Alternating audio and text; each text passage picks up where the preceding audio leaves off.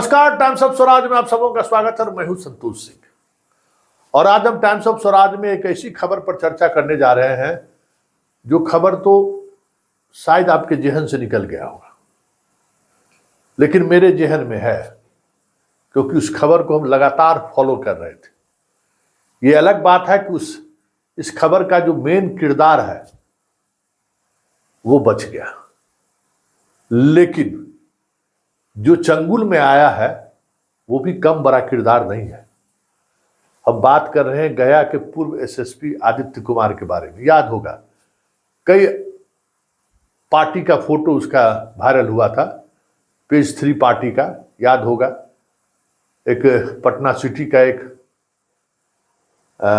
मारवाड़ी सम्मेलन के करता धरता किस तरीके से उंगली पर नचा रहा था तमाम आईपीएस अधिकारियों का। बड़ी खबर चलाए थे हम, बड़ी धमकी भी मिली थी, बहुत सारे लोग हमारे पीछे पड़ गए थे। लेकिन चलिए, ये सब तो चलता रहता है ना, ये सब तो खबर की दुनिया में रोजाना यही काम ही है। और क्या काम है? खबर चलाए तो किसी न किसी को नुकसान होना ही होना है। खबर का धंधा ही कुछ ऐसा है। तो आदित्य कुमार का सुप्रीम कोर्ट से जमानत याचिका रद्द हो गई है, बड़ी खबर ये। और 2 सप्ताह के अंदर अब इनको हाजिर होना है, मतलब जेल जाएंगे साहब। अब बताइए, कोई एसएसपी रहा हो गया का और उसको जेल जाना पड़ रहा है भ्रष्टाचार के मामले में, तो कैसा महसूस होगा? ये अलग बात है कि इस मामले का जो मेन किरदार था उस वक्त के डीजीपी, जो अभी हमारे सिपाही बहाली के अध्यक्ष बने हुए हैं, उनको नीतीश कुमार ने अभयदान दे दिया।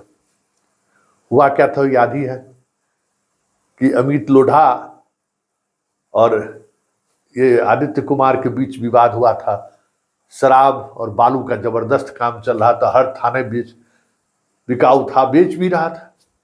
फंस गया आईजीएस एसएसपी में।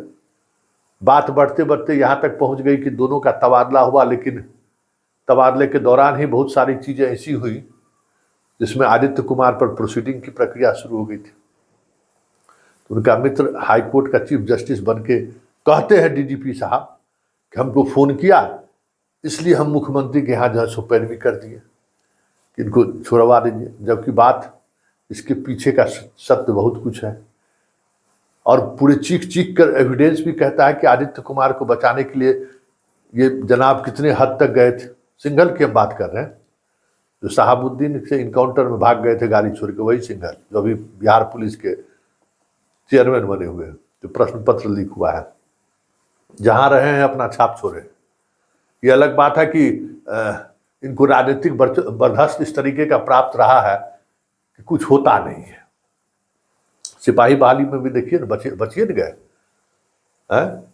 सब कुछ मालूम है लेकिन किसी को मालूम नहीं है। जांच हो रही है, इतना प्रश्न पत्र लीक हुआ, मान गए ना, सब कुछ गोल बटोल हो गया ना। बात ताकतवर है सिंघल साहब। खैर चलिए, आदित्य कुमार की जमानत याचिका को सुप्रीम कोर्ट ने रद्द कर दिया है और ये आर्थिक अपराध इकाई के अनुसंधान की बड़ी जीत है, क्योंकि जिस तरीके का अनुसंधान आर्थिक अपराध इकाई ने किया उस पर अगर सुप्रीम कोर्ट की मोहर लग गई, मतलब इस एजेंसी की विश्वसनीयता को पर मोहर लगनी है। और उनके अनुसंधान का जो प्रोसेस है, जिस तरीके से उन्होंने चीजों को रखा, फैक्ट रखा कि आदित्य कुमार ने कैसे मिलके इस पूरे खेल को संचालित किया, चीफ जस्टिस का फर्जी कॉल कराया, सिम कार्ड में कौन कौन लोग थे, सारी चीजों को कैसे कनेक्ट करके ये साबित करने में आर्थिक अपराध इकाई कामयाब रहा कि इस खेल के पीछे आदित्य कुमार ही है, और इसको सुप्रीम कोर्ट ने ही मोहर लगा दी। तो आप कह सकते हैं कि बिहार पुलिस के लिए बहुत ही गौरव की बात है कि एक ऐसा केस जो पूरी तौर पर ब्लाइंड था, उस केस का उद्भेदन करना और उद्भेदन करते हुए आदित्य कुमार को उस पूरे एविडेंस के साथ जोड़ना, ये बहुत मतलब कह सकते हैं कि साइंटिफिक इन्वेस्टिगेशन का लाजवाब उदाहरण है। ये पूरे डायरी को पढ़ना चाहिए जो नए पुलिस पदाधिकारी हैं। गजब का अनुसंधान इस पुलिस ने इस पर किया। ये अलग बात है कि इस अनुसंधान में जो सबसे बड़े किरदार थे, उस किरदार को आर्थिक अपराध इकाई ने दया याचना कर सकते हैं स्वीकार कर लिया।